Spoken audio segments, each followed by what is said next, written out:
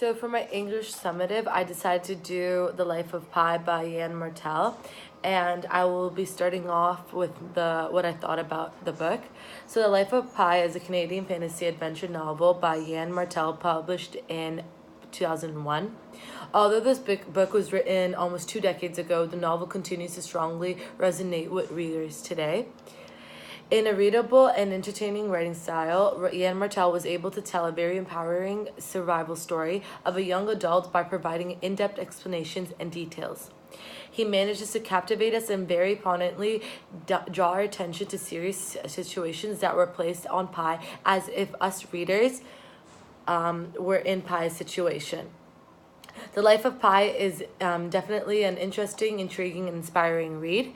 It's a story that makes you reevaluate your beliefs on faith, and it helps you further realize the impact and importance of the connection between humans and animals, and it planted a seed of hope that life can be beautiful even in the most harrowing circumstances. This kind of story that will always teach life lessons no matter at what age you read it at. Regardless of the amount of rereads, you will always walk away from this book having learned something new about life, the world, and about yourself. So I will be now going off to my synopsis. So the book Life of Pi is about a teenager who was born and raised in Pondicherry, India. Pi Patel lives with his mother, and his brother Ravi. He's constantly exploring new opportunities and learning about many odd and exciting things. His father is the owner of the Pondicherry Zoo, where Pi learns much of the workings and lessons about raising animals. Pi's mother is an avid reader and introduces him to the numerous literacy works where he learns the joys of numerous schools of thought. At age 16, Pi's father decides to close up the zoo and move to Winnipeg. He sells off majority of the zoo animals to various zoos in America. The animals are loaded onto the same boat that the family will take to reach Winnipeg, Canada. On the journey to Canada, the boat sinks. During the chaos, Pi sees another survivor floating in the water, and only after throwing him a life preserver and pulling them abroad, he realized that he had saved Richard Parker, the 400-pound tiger, from his father's zoo. Pi is brought into custody and given food and questioned for some time by 2 officials from the Maritime Department in the Japanese Ministry of Transport. The officials' transcripts of the conversation reveals that they did not believe Pi's story. However, Pi told a second story. They decided his account of surviving with the tiger abroad with the lifeboat is a better story. So now for the introduction. I will be starting off by mentioning the main characters of this novel. So the main character of this novel is Pi Molitor Patel. He first of all discovers his identity he increases in knowledge and initiative as he stands up for what he believes in. He's clear on what he wants and is persistent to achieve it. He defends himself from all the opposition, such as parents, Ravi, and the religious figures. And a quote to prove this is, "All religions are true, I just want to love God." He also strengthens his faith throughout the book. His understanding of the 3 different religions expands, and Pi tends to find the good in things. He states that all religions are true, and it's not important on who you believe in, and religion's only true purpose is to love God. And so another quote to prove this is, "Why do you want to pray outside? In fact, why do you want to pray at all?" is what someone asked him, and he kind of replied saying that, like, I just want to love God and I'll believe in any religion I kind of want to believe in. It's like really my choice. And so the secondary character I would have to say is his dad, and his name is Patosh Patel. He develops a better understanding of Pi's religion throughout the book. He does not care much for religion as he thinks it is anti-Indian and anti-modern. However, he defends Pi and saying that we're all just trying to love God. So he says, what does this have to do with us being we're Indians? And that's a point to prove that he was like against religion. And then he says that I suppose that's what we're all trying to do, to love God. So he's also a really loving father, and he's concerned for the safety of his family, which is why he decides to move to Winnipeg. So he's very hardworking and devotes his life to business. He sacrifices his business, which is a zoo, for the safety and the future of his family. And a quote to prove that is a matter of public relations rather than personal salvation, Martel 72. The another character would have to be Pai's mom, and her name is Jita Patel. As a mother, she discovers Pai's secret faiths. Her character develops as she is more supportive and she's very dynamic. When Pai's parents discuss Pai's request of being baptized in his phase, Pai's mom responds by defending Pai.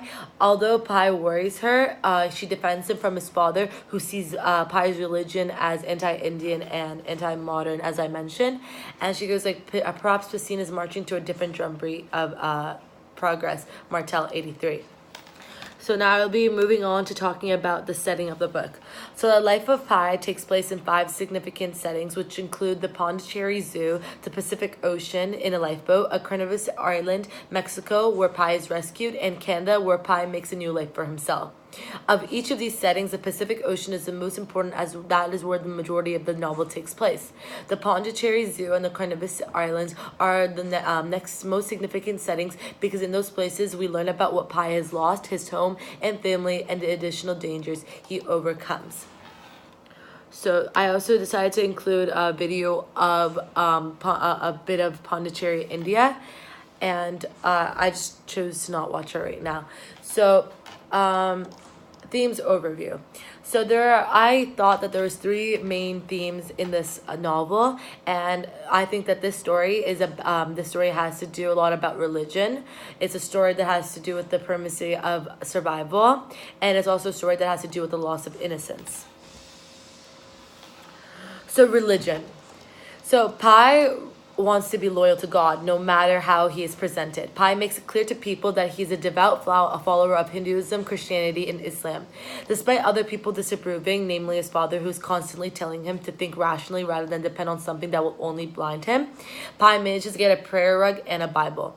In the future, his adoration for gods becomes a pillar for Pai to lean on for support when he's stranded with Richard Parker.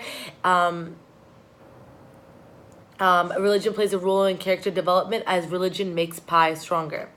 A quote in the book to prove this is, "Tears flowing down my cheek, I added myself on until I heard a crackling sound and I no longer felt any light flying in my hands. I pulled back from the fold on the blanket. The flying fish was dead. I wept heartily over this poor little deceased soul. It was the first sentiment I have ever killed. I was now a killer. I was now guilty as Cain," which also is simile. And that was Martel 183. So the next theme was primacy of survival. So Pai is stranded on a lifeboat in the middle of the Pacific Ocean for 227 days, with only an adult Bengal tiger for company. So his ordeal involves not just avoiding starvation, but also protecting himself from Richard Parker. Pai is soon forced to give up his long life pacifism and vegetarianism, as he has to now kill and eat turtles and eat fish. In a similar vein, Orange Juice, a peaceful orangutan, becomes violent when facing the hyena, and Richard Parker submits to being tamed because Pai gives him food. In this way, Martel shows that the extreme living things that will go on in order to survive, sometimes fundamentally changing their nature. The struggle to survive also leads the characters to commit deeds of both heroism and horrible gruesomeness. So a quote to prove this in the book is, "I will confess that I caught one of his arms with a gaff and used his flesh as bait. I will further confess that I ate some of his flesh. You must understand my suffering was unremitting, as he was already dead. I stopped as soon as I caught a fish." Martel 284. So Pai finds amazing resourcefulness and will to live within himself, and he resolves to live peacefully alongside Richard Parker instead of trying to kill the tiger. When he leaves the algae island, Pai even waits for Richard Parker to return to the lifeboat before pushing off. The French cook, on the other hand, who is either the hyena or the blind castaway Pai encounters later, sinks to murder and cannibalism in his attempt to survive. From the start, we know that Pai will survive his ordeal, as he's telling the tale as a happy adult, but his constant struggle to stay alive and sane keeps the tension throughout the book. So my last theme is the loss of innocence. So Pi has a stable home and carefree childhood. However, because of his father's busy schedule on taking care of the whole establishment of the zoo, Pi is always stuck with taking care of animals. This causes an invisible isolation that separates Pi from the outside world. Pi's value system is derived from the instruction and teaching of his parents, but primarily he also derives his value system through the spiritually gained from his religions. The starting point of time where Pi loses an innocence is when the ship sinks. In a matter of minutes, this incident tarnishes his innocence, and he frankly tries to make a sense of seemingly bleak situation that this is happening to him. A quote to prove this is, "Every single thing I value in life has been destroyed." From this tragedy, Pi must endure the most painful things, such as killing another animal for his sake of surviving. And as far as that goes, even eating another lone survivor, just for him to live another day. Pi quickly becomes angry and questions his gods. He asks, "Am I not allowed no explanation? Am I to suffer to hell without any account for heaven? In that case, what is the purpose of reason, Richard Parker?" However, Pi makes do what he has done, and he adjusts to the lifestyle of the boat. Once Pi acknowledges the act of killing in order to survive, he reflects, "Killing, it was no problem. It is simple and brutal. A person can get used to anything, even killing." Martel 205.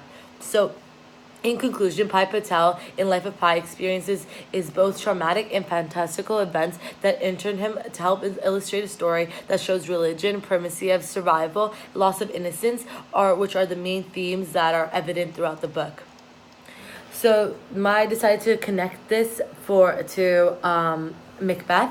So Macbeth and Pi's gradual loss of morals, Yann Martel's novel Life of Pi and Shakespeare's tragic play Macbeth reveal certain similarities when juxtaposed. When these two texts displayed a gradual loss of morals between the characters of Macbeth and Pi.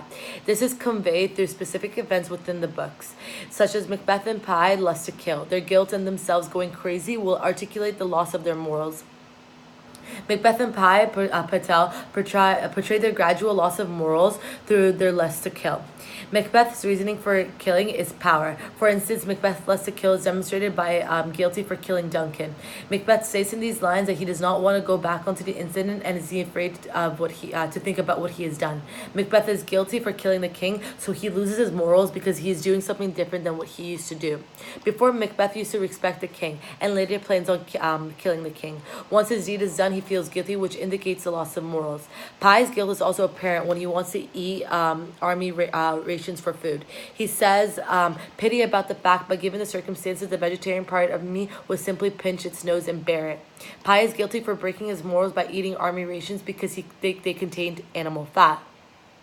It is evident that Pi says that based on the circumstances he is in, they are too bad for him to stay vegetarian. He feels guilty for this incident because he is eating animal fat, because he's never eaten any meat or fat in his life. Pi's gradual loss of morals is revealed through guilt because he has eaten army rations to survive. The life of Pi is essentially infinite, just as the battle between religion, science, spiritually. However, just as Pi finds peace within solitude, begin I turned God, I survived. Perhaps the final message of the film is that one that simply urges us to find a peace within as well.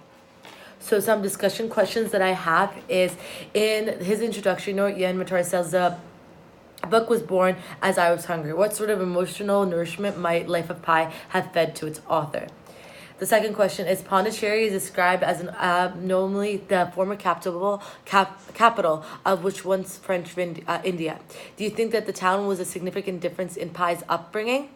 And the third question is, there's a lot of storytelling in this religious novel. Is there any relationship between religion and storytelling? Is religion a form of storytelling? Thank you for listening to my presentation.